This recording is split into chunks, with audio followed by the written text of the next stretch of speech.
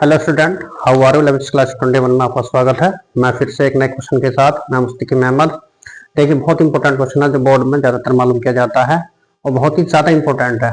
आज की तो वीडियो बहुत ही अच्छी होने वाली है। देखिए इसमें क्या है आपका क्वेश्चन, आपका एम्पियर के परिपथीय नियम का उल्लेख कीजिए। एम्पियर का परिपथीय नियम बोर्ड में ज्यादातर मालूम किया गया है और हर साल लगभग आ रहा है हर सेट में ये। तो यूपी बोर्ड के लिए सबसे इंपॉर्टेंट क्वेश्चन है आपका एम्पियर के परिपथीय नियम का उल्लेख कीजिए। इस नियम का उपयोग करके अनंत लंबाई के सीधे धारावाही तार के निकट किसी बिंदु पर चुंबकीय क्षेत्र की तीव्रता के लिए व्यंजक प्राप्त कीजिए।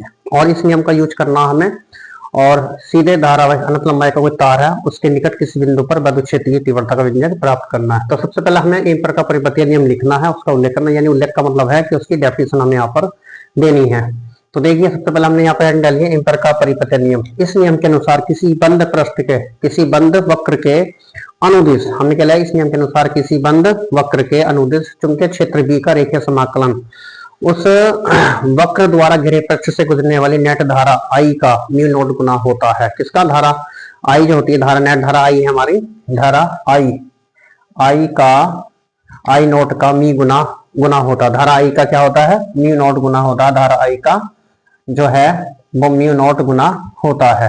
अर्थात integration vector B dot DL vector equal to mu naught I. ये एम्पियर का परिपथीय नियम है आपका। मैंने इसमें आज डेफिनेशन लिख दी है, याद रहेगी, क्योंकि ज्यादातर वीडियो में मैंने डेफिनेशन नहीं लिखी है, वैसे मैंने आपसे बता दिया उसको। देखिए इस नियम के अनुसार किसी बंद पृष्ठ के, किसी बंद वक्र के अनुदिश, यानी कोई बंद वक्र है उसके अनुदिश चुंबकीय क्षेत्र बी जो होगा, बी का रेखीय समाकलन जो है उस वक्र द्वारा घिरे पृष्ठ से गुजरने वाली नेट धारा I का म्यू नॉट गुना होता है। अर्थात integration vector v dot DL vector equal to mu naught I।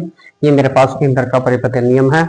और उसके बाद इस नियम का उपयोग करके हम क्या करेंगे, सीधे लंबे पतले धारावाही तार के कारण उत्पन्न चुंबकीय क्षेत्र, यानी उत्पन्न चुंबकीय क्षेत्र के लिए व्यंजक यहाँ पर निकालना। तो उसमें उत्पन्न चुंबकीय क्षेत्र के लिए व्यंजक ज्ञात करने के लिए क्या है, हमारे पास एक तार है, हमारे पास पतला तार है, ये आपका धारावाही पतला लंबा सीधा तार है, और जिसमें आई एम्पियर की धारा प्रवाहित हो रही है। देखिए आई एम्पियर की धारा इसमें दिखाई है हमने यहाँ पर।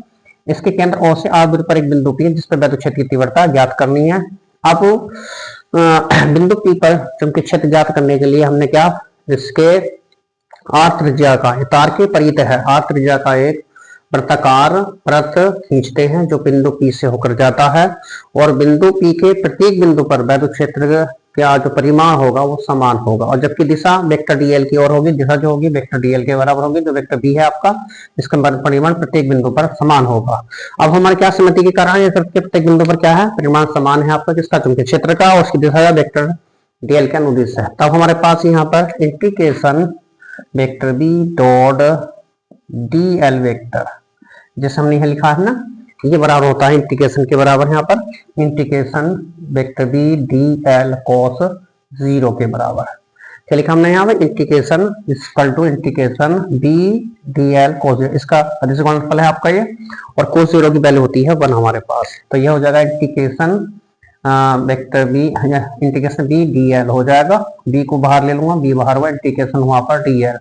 अब यहाँ पर जो हमारे पास आया इंटीग्रेशन डीएल आया, और डीएल जो होगा हमारे पास ये इस वृत्त की परिधि के बराबर होगा। बट देखिए बट हमारे पास जो इंटीग्रेशन डीएल इक्वल टू है 2 पाई आर के, किसके बराबर है, 2 पाई आर के बराबर है, इसलिए मेरे पास हो जाएगा, इसलिए integration vector B dot DL vector equal to हो जाएगा बी इंटू 2 पाई आर। ये मेरे पास किस नंबर हो जाएगी, फर्स्ट आपके 2 पाई आर हो गया आपका। एम्पियर के नियम के अनुसार यहाँ पर एम्पियर के नियम से क्या होता है आपका, इंटीग्रेशन, क्या एम्पियर का नियम है, integration vector B dot DL vector equal to होता म्यू नॉट आई। ये क्वेश्चन आपकी 2, ठीक है। अब सिंपल नंबर 1 और 2 की तुलना कर लेंगे यहाँ पर। देखिए समीकरण 1 और 2 से इक्वेशन फर्स्ट एंड सेकंड, इसमें फर्स्ट एंड, या समीकरण 1 और 2 से, समीकरण 1 और 2 से क्या है, दोनों को बराबर रख देंगे यहाँ पर। तो मेरे पास हो जाएगा यहाँ पर, देखिए दोनों को जब बराबर रखेंगे हो जाएगा b गुणा 2 पाई आर बराबर म्यू नॉट आई। तो ये हो जाएगा यहाँ से b बराबर म्यू नॉट आई बराबर 2 पाई आर।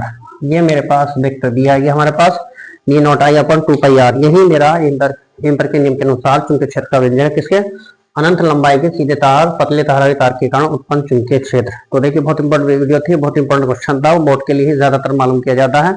आपसे गुजारिश है हमारे चैनल को सब्सक्राइब करें, लाइक करें, शेयर करें। धन्यवाद।